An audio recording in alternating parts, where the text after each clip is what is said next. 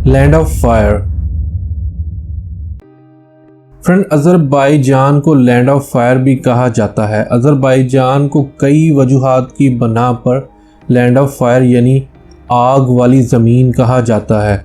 आज के modern Iranian era से पहले माजी में जाएं तो 4वीं सदी बीसी में इस इलाके पर एट्रोपेट्स की हुकूमत थी, यानी वो लोग जो आग की प्रस्तिश करते हैं, जिसके कुछ आसार आज के मॉडर्न अज़रबाईजान में भी नज़र आते हैं। अज़रबाईजान के एक इलाके माउंटेन ऑफ यनादक, जहां नेचुरल गैस निकलने की वजह से मुसलसल हज़ारों साल से आग जल रही है।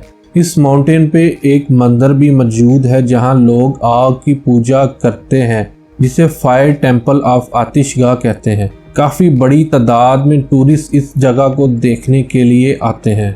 अस्सलाम वालेकुम फ्रेंड्स, मेरा नाम है Mohammad Numan and welcome back to Dubai Studios. हम आपके लिए लाए हैं अमेजिंग एंड सरप्राइजिंग फैक्ट्स का एक नया एपिसोड। लेकिन शुरू करने से पहले अगर आपने अभी तक हमारा चैनल सब्सक्राइब नहीं किया तो अभी कर ले और बेल के आइकॉन को प्रेस कर दे ताकि हर नई आने वाली वीडियो का नोटिफिकेशन सबसे पहले आपको मिल सके। अज़रबाईजान का बॉर्डर 4 मुल्कों के साथ लगता है, जिसमें रशिया, जॉर्जिया, आर्मीनिया और ईरान शामिल हैं। फ्रेंड, अज़रबाईजान का पूरा नाम रिपब्लिक ऑफ अज़रबाईजान है और ये एक मॉडर्न मुस्लिम स्टेट है। अज़रबाईजान की टोटल पॉपुलेशन 10 मिलियन है, जिसमें 95% मुसलमान हैं, बाकी क्रिश्चियन और दूसरे मज़हब के लोग शामिल हैं।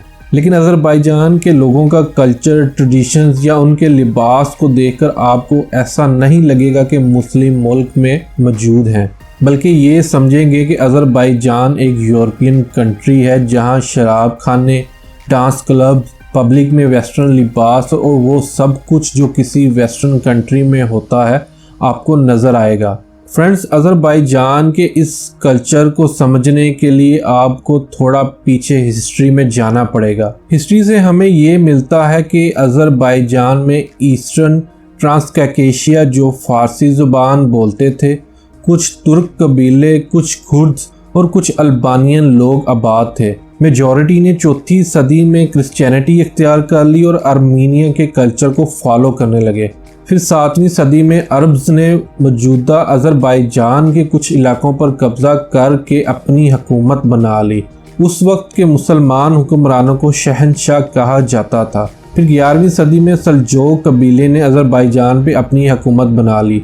सल्जोक की हुकूमत के बाद अज़रबाईजान सल्तनत उस्मानिया के अंडर आ गया, जिन्होंने अनातोलिया पर कई सदियों तक अपनी हुकूमत कायम रखी।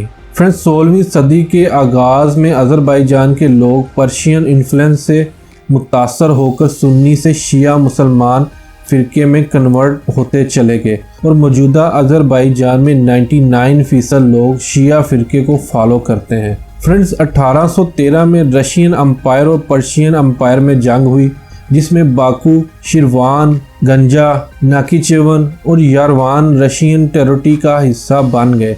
बहुत सारे कल्चर, मजहबी, इकोनॉमिकल उतार चढ़ाव के बाद फाइनली 28 मई 1918 अज़रबाईजान के नाम से एक इंडिपेंडेंट रियासत कायम हो गई। लेकिन बाकू जो कि कैपिटल था स्टिल कम्युनिस्ट गवर्नमेंट के अंडर था, जिनको आर्मीनियन आर्मी सपोर्ट करती थी।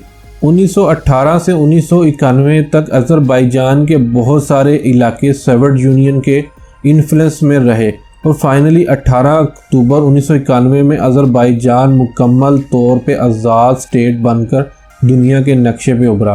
फ्रेंड्स, अज़रबाईजान के ककोकस माउंटेन, जिनको मिडल ईस्ट के इलाके में शुमार किया जाता है, और यही वजह है कि अज़रबाईजान यूरोप में नहीं एशिया में आता है।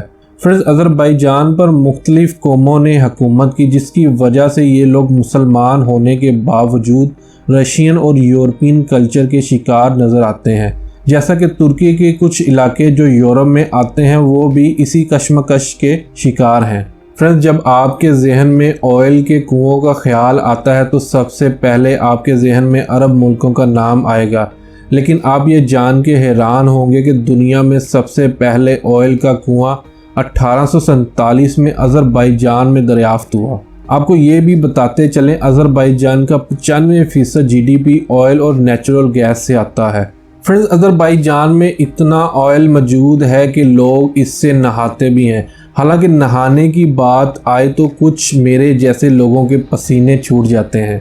कुछ लोग डेली नहाना पसंद करते हैं, कुछ हफ्ते में एक बार, कुछ महीने में एक बार और कुछ साल में एक बार। लेकिन रुकिए, आपकी पानी से ना नहाने वाली ख्वाहिश अज़रबैजान में पूरी हो सकती है। अज़रबैजान के शहर नफ्तालान में बहुत से स्पा ऐसे हैं जहां आपको क्रूड ऑयल से नहलाया जाता है। यहाँ के लोग इस ऑयल से नहाने के बहुत से बेनिफिट्स आपको बताते हैं। लेकिन रुकिए, इस ऑयल में 10 मिनट से ज़्यादा टाइम रहना जानलेवा साबित हो सकता है। वैसे मेरे ख्याल में इस ऑयल से नहाने के बाद आपको दोबारा पानी से ही नहाना पड़ेगा। फ्रेंड्स, आपने आग के आतिफिशां तो बहुत देखे होंगे, लेकिन अज़रबैजान के कैपिटल बाकू में दुनिया के 45% कीचड़ के आतिशफिशां पाए जाते हैं, जिनको मड वॉल्केनोज कहते हैं। बाकू के इस इलाके की ज़मीन नरम है और ज़मीन के नीचे मौजूद नेचुरल गैसेस की वजह से कीचड़ में बबल्स बनते हैं। इन मड वॉल्केनोज की तादाद तकरीबन 400 है। दुनिया में बड़े और ऊंचे फ्लैग्स बनाने में सऊदी अरेबिया और ताजिकिस्तान के बाद तीसरे नंबर पर अज़रबैजान का नाम आता है। अज़रबैजान के कैपिटल में मौजूद नेशनल पार्क में ये फ्लैग लहराया गया है।